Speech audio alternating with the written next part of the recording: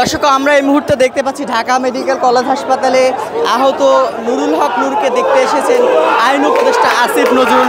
তাকে দেখে এখানে গণ অধিকার পরিষদের নেতাকর্মীরা ভুয়া ভুয়া স্লোগান দিচ্ছে, তেমনটি কিন্তু আমরা দেখতে পাচ্ছি। এবং আইন উপদেষ্টাকে লক্ষ্য করে এখানে ভুয়া ভুয়া স্লোগান দিচ্ছেন গণ অধিকার পরিষদের নেতাকর্মীরা।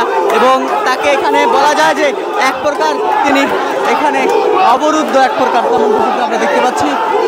এবং তিনি এখান থেকে বের হয়ে যাচ্ছেন এই মুহূর্তে, সেটি কিন্তু আমরা আপনাদেরকে দেখাচ্ছিলাম।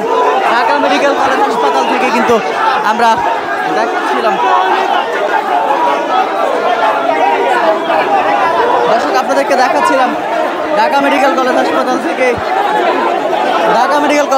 থেকে আমরা দেখাচ্ছিলাম।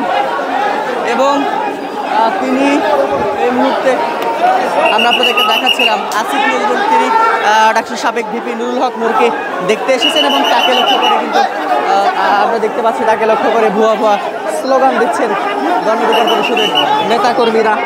এবং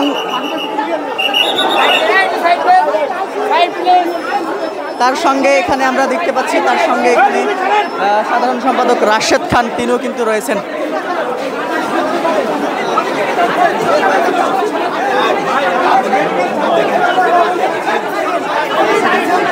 দর্শক, দেখাচ্ছিলাম ভুয়া ভুয়া স্লোগান দিচ্ছেন আসিফ নজরুলকে, তিনি আবারও এই মুহূর্তে ভিতরে যাচ্ছেন।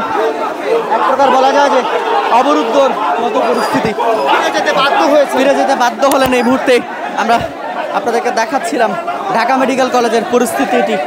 এবং আমরা আপনাদেরকে দেখাচ্ছিলাম কিছুক্ষণ আগেই তিনি এখানে এসেছেন আসিফ নজরুল, প্রধান যে আইন উপদেষ্টা রয়েছেন, সেই আইন উপদেষ্টা কিন্তু এখানে এসেছিলেন। এবং তাকে লক্ষ্য করে গণ অধিকার পরিষদের নেতাকর্মীরা ভুয়া ভুয়া স্লোগান দিয়ে এখানে অবরুদ্ধের মতো পরিস্থিতি।